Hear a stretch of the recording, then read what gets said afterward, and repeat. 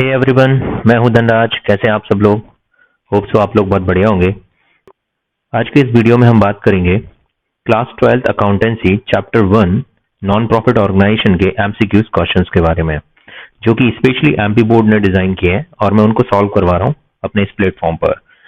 जैसा कि मैंने सभी को बताया था कि एमपी बोर्ड ने हर सब्जेक्ट का MCQs multiple choice questions upload कर दिया है और आप उसको देख सकते हैं। उसके लिए मैं आपको बता देता हूं। इससे पहले अगर आप हमारे चैनल पे नए हैं तो गाइज आपसे एक गुजारिश है कि हमारे इस चैनल को सब्सक्राइब करें और अपने उन सभी दोस्तों के साथ शेयर करें जो class 12th accountancy MP board के स्टूडेंट हैं, क्योंकि मैं इस प्लेटफॉर्म पर एमपी बोर्ड के द्वारा दी गई सभी जो भी इंफॉर्मेशन है वो शेयर करता हूं, एज वेल एज मैं यहाँ पर आपके लिए इम्पोर्टेंट क्वेश्चन सॉल्व कराता हूँ। तो अगर आपने हमारा चैनल सब्सक्राइब नहीं किया है तो फटाफट से हमारे चैनल को सब्सक्राइब कर लें, बेल नोटिफिकेशन को दबा लें ताकि आगे की जो भी वीडियो है वो आपको मिल सके। तो चलिए स्टार्ट करते हैं। इसके लिए आपको क्या करना है गाइस, अगर आप खुद से सॉल्व करना चाहते हैं तो MP board of secondary education की वेबसाइट पर आप जाएंगे और जैसे ही आप होम पेज पे पहुंचेंगे तो आपको एक मैसेज शो होगा। अगर कभी कभी वो शो होता है उसको आप क्लोज कर दीजिएगा। यहाँ पर आप लर्निंग मटेरियल है, इस पर आप क्लिक करेंगे। जैसे आप लर्निंग मटेरियल पे जाते हैं, यहाँ से आपको अपनी क्लास सेलेक्ट करनी है। जैसे मैंने 12th सॉल्व करवा रहा हूँ, फिलहाल में मैं बुक कीपिंग एंड अकाउंटेंसी। तो इसमें आप देख सकते हैं यहाँ पर वीडियो प्लस आपके चैप्टर की पूरी समरी प्लस यहाँ पर जो 1 2 3 लिखा है ये यहाँ पर आप क्लिक करें तो ये इस तरीके से एमसीक्यूज ओपन हो जाएंगे। आज के इस वीडियो में मैं यही एमसीक्यूज आपको सॉल्व करवाने वाला हूँ। हिंदी मीडियम में ये दिए गए हैं बट मैं इनको इंग्लिश में भी आपको सॉल्व करवाने की कोशिश करूंगा। इंग्लिश में मैं आपको बोलकर बताऊंगा कि क्या है इसका मतलब। तो चलिए स्टार्ट करते हैं। और अगर आपको कोई डाउट है तो आप कमेंट बॉक्स में कमेंट जरूर करिएगा और आपको ये वीडियो कैसा लगा। अगर आप आगे भी अगले चैप्टर्स के एमसीक्यू सॉल्व करवाना चाहते हैं तो जरूर कमेंट बॉक्स में कमेंट करिएगा। तो चलिए स्टार्ट करते हैं। मैंने इसका पीडीएफ बना लिया है तो मैं आ जाता हूं अपने इस पीडीएफ में जो कि एमपी बोर्ड के हैं।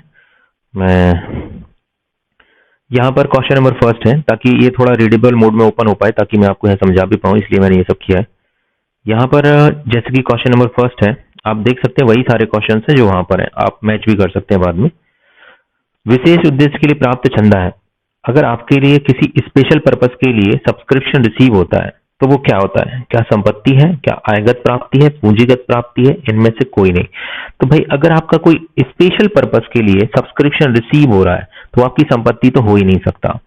आयगत प्राप्ति हो नहीं सकती क्योंकि रेगुलर नहीं है, तो वो है हमारी पूंजीगत प्राप्ति और इसको हम कैपिटलाइज करते हैं। तो आंसर होगा आपका, करेक्ट आंसर इज थर्ड, पूंजीगत प्राप्ति होती है। विशेष उद्देश्य के लिए, किसी भी स्पेशल पर्पस के लिए अगर कोई हमको सब्सक्रिप्शन मिलता है, ठीक है, स्पेशल पर्पस के लिए कोई भी अगर सब्सक्रिप्शन मिल रहा है तो वो हमारी कैपिटल रिसिप्ट है गाइस। मैं मान के चलता हूं कि आपने इसकी समरी पढ़ रखी है। अगर नहीं है तो आप जरूर बताइएगा, जो भी डाउट है मैं आपको बता दूंगा। हाँ गाइस, दूसरा क्वेश्चन है हमारा, पूंजीगत प्राप्ति की सभी प्राप्तियां दिखाई जाती हैं, यानी कैपिटल नेचर की जितनी भी रिसिप्ट्स होंगी, all receipts of capital nature are shown. कहां पर दिखाई जाती हैं? क्या इनकम एंड एक्सपेंडिचर अकाउंट में दिखाई जाती है? बिल्कुल नहीं, ये तो सिर्फ रेवेन्यू दिखाया जाता है। क्या आर्थिक चिट्ठे में दिखाया जाता है? तो यहाँ पे सिर्फ कैपिटल फंड या कैपिटल नेचर के आइटम्स को न दिखाकर कैपिटल फंड नेचर के यानी लाइबिलिटी टाइप की चीजों को दिखाया जाता है। तो ये भी आंसर हमारा नहीं होगा। हमारा आंसर सही होगा आंसर नंबर थर्ड, प्राप्ति और भुगतान खाते में यानी रिसिप्ट एंड पेमेंट अकाउंट में all nature of capital receipts यानी कैपिटल एंड रेवेन्यू दोनों टाइप की चीजें दिखाई जाती हैं। तो आंसर होगा आपका थर्ड। क्वेश्चन नंबर तीसरा है, आय व्यय खाता तैयार करते हैं, यानी कि इनकम एंड एक्सपेंडिचर अकाउंट कौन से ऑर्गेनाइजेशन बनाते हैं? तो सबसे पहला ही आंसर इसका करेक्ट है, वो है अलाभकारी संगठन यानी not for profit organisation. NPOs ready करते हैं, बाकी सारे आंसर रॉन्ग है। क्वेश्चन नंबर 4 है, अलाभकारी संगठन बनाते हैं, अलाभकारी यानी कि नॉट फॉर प्रॉफिट ऑर्गेनाइजेशन क्या बनाते हैं? आय व्यय खाता, यस ये तो बनाते हैं। लाभ हानि खाता बिल्कुल नहीं बनाते। तीसरा निर्माण खाता यानी मैन्युफैक्चरिंग अकाउंट नहीं बनाते। इनमें से कोई नहीं, ये तो है ही नहीं। तो आंसर होगा हमारा फर्स्ट, आंसर होगा हमारा फर्स्ट, यानी क्वेश्चन नंबर 4 का आंसर होगा आय व्यय खाता यानी कि इनकम एंड एक्सपेंडिचर अकाउंट। मैं इंग्लिश में भी बताने की कोशिश कर रहा हूं, अगर किसी को दिक्कत हो तो जरूर कमेंट बॉक्स में कमेंट करिएगा। क्वेश्चन नंबर 5 है, थोड़ा टेक्निकल क्वेश्चन है। वर्ष में 10,000 रुपए का चंदा प्राप्त हुआ, यानी कि हमें करेंट ईयर में 10,000 रुपए का चंदा प्राप्त हो रहा है, यानी सब्सक्रिप्शन करंट ईयर का सब्सक्रिप्शन जो है 10,000, अगले वर्ष का चंदा 600 रुपए अग्रिम प्राप्त हुआ तथा 800 रुपए, ये 800 है, एक जीरो यहाँ पर आ गया, तो 800 रुपए चंदा बकाया है।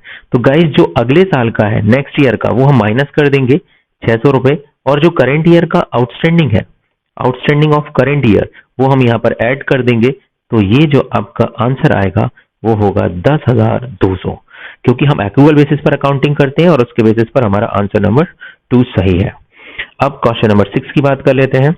आय व्यय खाता सामान्यतः दिखाता है, आय व्यय खाता क्या दिखाता है guys? Income and expenditure account के दो ही रिजल्ट होते हैं, या तो सरप्लस या डेफिसिट। तो इसका आंसर है पहला ठीक, सरप्लस या डेफिसिट, अधिक यानी सरप्लस और डेफिसिट यानी घाटा।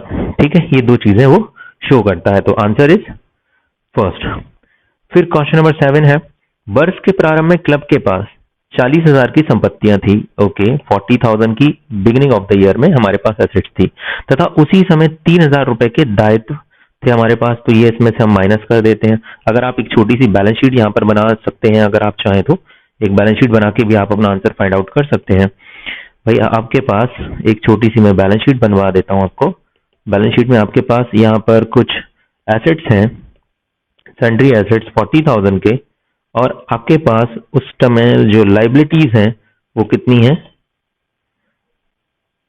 3,000 की हैं, और आय व्यय खाते का अधिक के 1,000 रुपए का है, यानी सरप्लस आपके पास 1,000 रुपए का है। तो वर्ष के अंत में पूंजी कोष कितना होगा गाइस?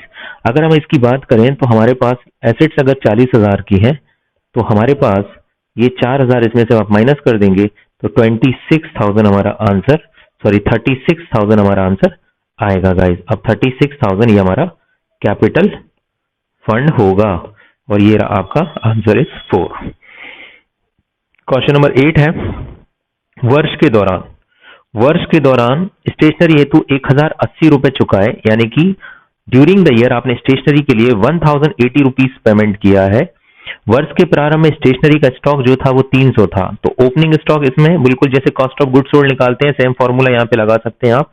आपने जो भी खरीदा प्लस जो भी ओपनिंग पड़ा था माइनस जो भी क्लोजिंग, यानी ये ओपनिंग और ये क्लोजिंग, 600 रुपए आप इसमें से माइनस कर दीजिए, तो आपका जो आंसर आएगा गाइस वो आएगा 900, वन सेकेंड, 300 रुपए इसमें माइनस कर देंगे तो 780, आपका आंसर होगा 780। ये आपकी stationery consumed during the year, answer is 3। फिर ये तो आंसर था ही नहीं। क्वेश्चन नंबर 9 की बात कर लेते हैं। पुरस्कार कोर्स में संबंधित आय एवं व्यय को दिखाया जाता है, यानी कि कोई अगर आपके पास रिवॉर्ड फंड्स हैं तो उससे संबंधित आय एवं व्यय को दिखाया जाता है किस में? आय व्यय खाते में, चिट्ठे के संपत्ति पक्ष में, चिट्ठे के दायित्व पक्ष में। तो आंसर होगा आपका 3, क्योंकि देखिए गाइस, अगर आपके पास कोई रिवॉर्ड फंड्स हैं, अगर कोई रिवॉर्ड फंड है, फंड बेस्ड अकाउंटिंग अगर आपने पढ़ा होगा, तो अगर कोई आपके पास फंड है और इस फंड में कुछ पैसा रखा है जैसे कि 5,000, अगर आप रिवॉर्ड देंगे तो इसी में से माइनस होंगे, और कुछ अगर हमको रिवॉर्ड से अर्निंग होती है तो वो इसी में क्रेडिट हो जाएगी।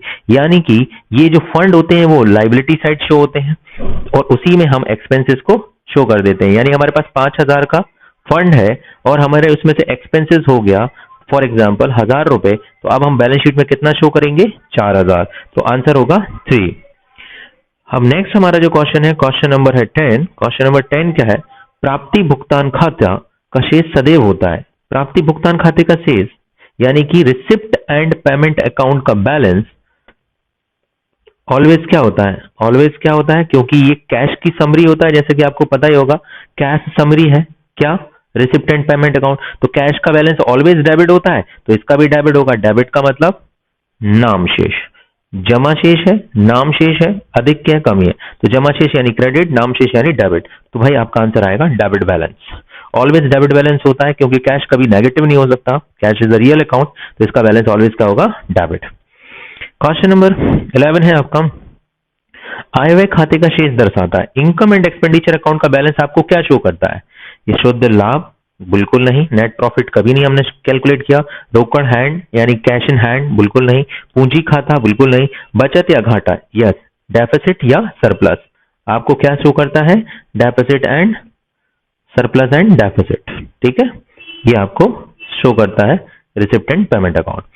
क्वेश्चन नंबर 12 है हमारा। क्वेश्चन नंबर 12 क्या है? वर्ष में चंदे की अग्रिम राशि प्राप्त हुई कहलाती है, यानी कि ड्यूरिंग द ईयर आपको अगर सब्सक्रिप्शन एडवांस में मिला है तो वो आपकी एक प्रकार की लायबिलिटी है। अब यहाँ पर पहला आंसर है आय, दूसरा है व्यय, तीसरा है दायित्व और चौथा है संपत्ति। तो आंसर तीसरा, ये हमारा लायबिलिटी है, क्योंकि अगर आपको कोई भी इनकम एडवांस में मिलती है तो वो आपकी लायबिलिटी बन जाती है, जैसे कि आपने ये सब चीजें 11th में पढ़ा होगा।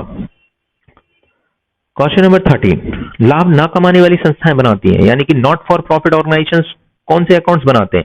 इनकम एंड एक्सपेंडिचर, ये क्वेश्चन अभी रिपीट हो चुका है आई थिंक। लाभ हानि खाता बिल्कुल नहीं बनाती, व्यापार खाता बिल्कुल नहीं बनाती, यानी व्यापार खाता यानी ट्रेडिंग अकाउंट, निर्माण खाता यानी मैन्युफैक्चरिंग अकाउंट बिल्कुल नहीं बनाती। तो आंसर होगा हमारा आय व्यय खाता यानी कि income and expenditure account guys.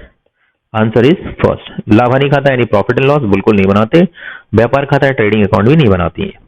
Question number 14 है, आय व्यय खाते में व्यवहारों को लिखा जाता है। आय व्यय खाते जितने भी होते हैं उनमें कौन से व्यवहार लिखे जाते हैं? ओनली रेवेन्यू नेचर के आइटम लिखे जाते हैं। आय व्यय खाता यानी इनकम एंड एक्सपेंडिचर अकाउंट में ओनली रेवेन्यू नेचर के आइटम आते हैं। आयगत केवल आगम प्रकृति के, बिल्कुल आंसर ये सही है। पूंजीगत प्रकृति गलत है, दोनों प्रकृति के गलत है, उपयुक्त में से कोई नहीं, ये तो है ही नहीं।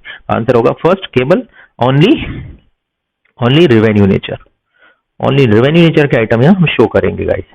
फिर है निम्नलिखित में से कौन सी संस्था लाभकारी संस्था है? बहुत ही आंसर आसान आंसर है वैसे तो, आपके पास है कॉलेज, अस्पताल, सार्वजनिक कंपनी, क्लब। ठीक है, अब यहां पर कौन सी संस्था अलाभकारी संस्था नहीं है, सॉरी नहीं है बोला गया है। ठीक है, तो सार्वजनिक कंपनी आंसर सही होगा आपका, क्योंकि ये है लाभकारी, बाकी सब अलाभकारी हैं ये तीनों। क्वेश्चन नंबर 16 है, प्राप्ति एवं भुगतान खाता है। प्राप्ति एवं भुगतान खाता क्या होता है, यानी रिसिप्ट एंड पेमेंट अकाउंट क्या है? व्यक्तिगत खाता, रॉन्ग आंसर। वास्तविक खाता, it's real account, yes real account होता है, व्यक्तिगत पर्सनल नहीं होता है, नॉमिनल भी नहीं होता है। तो आंसर होगा आपका वास्तविक खाता यानी कि real account. Receipt and payment account is a real account. Question number 17 है आपका। क्वेश्चन नंबर 17 क्या है? सचिव को मानदेय का भुगतान है। सचिव अगर हमारे सेक्रेटरी आते हैं तो भाई वो तो कई बार आते हैं और उनको ऑनरेरियम पे किया जाता है। तो अगर आपके जो सेक्रेटरी है और उनको ऑनरेरियम पे किया जाता है तो वो एक प्रकार का रेवेन्यू नेचर का आइटम होता है और उसको हम लिखेंगे आयगत। तो ये आएगा आंसर आपका सेकंड। पूंजीगत नहीं होता है, नगद व्यय नहीं है और इनमें से कोई नहीं, ऐसा है नहीं, आयगत व्यय है आपका। दूसरी चीज है क्वेश्चन नंबर 18, बकाया चंदा है। जो आपका बकाया चंदा है वो आपकी आय है, व्यय है, संपत्ति है या दायित्व है। ठीक है, आय तो अभी हुई नहीं हमारी, ठीक है, व्यय अभी हुआ नहीं, अभी आपका बकाया चंदा ये हमारी एसेट्स होता है आउटस्टैंडिंग, तो इसको हम लिखेंगे संपत्ति। ये हमारी संपत्ति है, एक्रूड सब्सक्रिप्शन एक प्रकार से, जो कि हमारी संपत्ति होता है, फ्यूचर में रिसीव होगा। पुराने अखबारों की बिक्री है। पुराने अखबार जैसे कि sale of old newspaper, sale of old newspaper. अगर आपने क्वेश्चंस किए होंगे गाइस तो आपको पता होना चाहिए कि न्यूज़पेपर को खरीदना रेवेन्यू है तो बेचना भी रेवेन्यू होगा, यानी आयगत व्यय, रेवेन्यू, रिसिप्ट्स।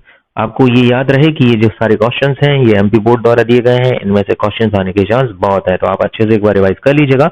मैं सभी चैप्टर के क्वेश्चंस यहाँ पे रिवाइज करवा दूंगा, यानी जितने भी चैप्टर है उनके एक वीडियो बना दूंगा, तो आपको एटलीस्ट रिवाइज होने में आसानी रहेगी। और आप वीडियो चाहते हैं या नहीं जरूर कमेंट बॉक्स में कमेंट करिएगा।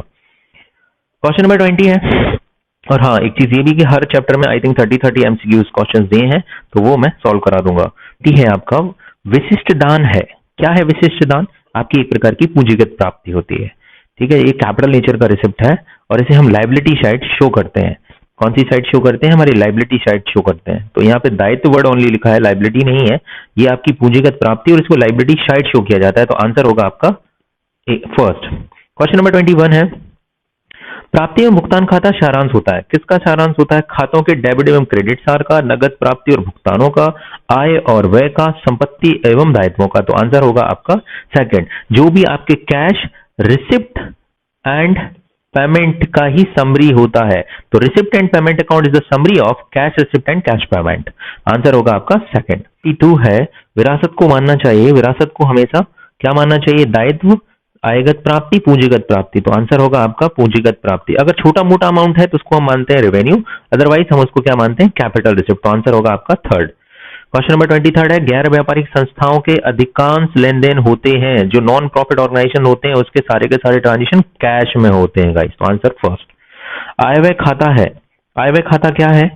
आय व्यय खाता को अगर आप जानते हैं तो एक नॉमिनल अकाउंट होता है, तो नाम मात्र खाता है। तो क्वेश्चन नंबर 24 का आंसर होगा थर्ड, नाम मात्र खाता, यानी कि इट्स अ नॉमिनल अकाउंट, यानी income and expenditure account is a nominal account. Question number 25 है, गैर व्यापारिक संगठनों का आजीवन सदस्यता शुल्क है। आजीवन सदस्यता शुल्क जो मिलती है वो पूंजीगत प्राप्ति होती है, यानी life membership fees. Life membership fees क्या होती है? पूंजीगत प्राप्ति होती है गाइस। Answer is first. अगर इसमें क्वेश्चन में ना दिया हो तो आयगत प्राप्ति दोनों, हम इसको लाइफ मेंबरशिप फीस को दोनों मान सकते हैं, तो मेरे हिसाब से आंसर होना चाहिए आपका यहाँ पर लाइफ मेंबरशिप फीस का दोनों, क्योंकि अगर क्वेश्चन में बोला है तो लाइफ मेंबरशिप फीस को हम आयगत भी मानते हैं, और अगर नहीं बोला है तो हम पूंजीगत भी मानते हैं, तो आंसर इसका वैलिड होगा दोनों, दोनों हो सकते हैं। क्वेश्चन नंबर 26 है, गैर व्यापारिक संस्थाओं में देवताओं पर परिसंपत्तियों के अधिक्य को कहते हैं, यानी कि नॉन प्रॉफिट ऑर्गेनाइजेशन में परिसंपत्तियों के अधिक्य को कहते हैं पूंजी निधि, पूंजी लाभ, इनमें से कोई नहीं, यानी नॉन प्रॉफिट ऑर्गेनाइजेशन की लाइबिलिटीज पर परिसंपत्तियों के अधिक्य को कहते हैं कैपिटल फंड। गाइस ये बहुत ही हिंदी, बहुत ही टिपिकल हिंदी लिखी गई है, यानी जो भी नॉन प्रॉफिट ऑर्गेनाइजेशंस होते हैं उन नॉन प्रॉफिट ऑर्गेनाइजेशन के अगर एसेट्स एक्सेस हैं किससे? लाइबिलिटी से, तो जो डिफरेंस होगा वो होता है हमारा कैपिटल फंड, और आंसर होगा आपका फर्स्ट। वेरी इंपॉर्टेंट क्वेश्चंस, वाकई इन्होंने हिंदी बहुत सॉलिड दे रखी है। क्वेश्चन नंबर 27 है, एक गैर व्यापारिक संस्था के लिए मानदेय होता है, एक ऑनरेरियम अगर आपको मिला है या देना पड़ा आपके लिए, तो वो फर्म के लिए खर्चा होता है। एक नॉन प्रॉफिट ऑर्गेनाइजेशन के लिए जो ऑनरेरियम होता है वो एक एक्सपेंसेस होता है, आंसर होगा थर्ड। क्वेश्चन नंबर 28 है, यदि स्पष्टता कुछ ना दिया हो तो प्रवेश शुल्क यानी एंट्री फीस को क्या माना जाएगा? यस, आयगत मानते हैं हम एंट्री फीस को, जैसे कि सिनेमा घर में एंट्री फीस लगती है तो वो रेवेन्यू नेचर है। क्वेश्चन में कुछ नहीं बोला है तो आपको हमेशा ही आयगत मानना है, यानी कि रेवेन्यू मानना है उसको। यदि क्वेश्चन में क्लियरली ना मेंशन हो तो एंट्री फीस को हम क्या मानेंगे? Revenue nature. फिर क्वेश्चन नंबर 29 है, एक क्लब द्वारा प्राप्त आजीवन सदस्यता शुल्क को दिखाया जाता है। क्लब कहां दिखाएगा आजीवन सदस्यता शुल्क को? आय व्यय खाते में, आर्थिक चिट्ठे में, प्राप्ति और भुगतान खाते में, सभी में। देखो प्राप्ति भुगतान खाते में तो लाइफ मेंबरशिप फीस आएगी, आय व्यय खाते में भी आ सकती है, तो इसका आंसर होगा 4, क्योंकि लाइफ मेंबरशिप फीस आय व्यय खाते में आ सकती है अगर वो रेवेन्यू है, और कैपिटल है तो आर्थिक चिट्ठे में आ सकती है, और इसमें तो आएगी आएगी। तो यहां पर आंसर हो जाएगा आपका सभी में। तो 29 का आंसर होगा आंसर नंबर क्वेश्चन नंबर 29 का आंसर नंबर 4। और लास्ट हमारा जो क्वेश्चन है, व्यय पर आय की अधिकता, व्यय पर आय की अधिकता को कहा जाता है। अगर आपकी इनकम ज्यादा है, income excess over expenses expenditure, तो सीधी सी बात है आपको होगा सरप्लस, और सरप्लस को हिंदी में कहते हैं अधिशेष, अधिशेष, और कमी को कहते हैं डेफिसिट। इनकम ज्यादा है और खर्चे कम है तो आपको होगा सरप्लस, तो आंसर होगा सरप्लस फर्स्ट। तो इस प्रकार से ये चैप्टर नंबर फर्स्ट के सभी एमसीक्यूज मैंने यहाँ पे सॉल्व करवा दिए हैं। अगर आपको ये पीडीएफ चाहिए तो मैं ये आपको डिस्क्रिप्शन बॉक्स में दे दूंगा। तो ये वीडियो जरूर समझ में आया होगा। अगर आपको ये वीडियो अच्छा लगे तो जरूर इसको अपने दोस्तों के साथ शेयर करें, और हमें अपनी प्रतिक्रियाएं कमेंट बॉक्स में कमेंट करके जरूर बताइएगा। मैं आपके लिए बहुत जल्द दूसरे चैप्टर का वीडियो बना दूंगा। तो मिलते हैं अगली वीडियो में, तब तक के लिए जय हिंद, जय भारत।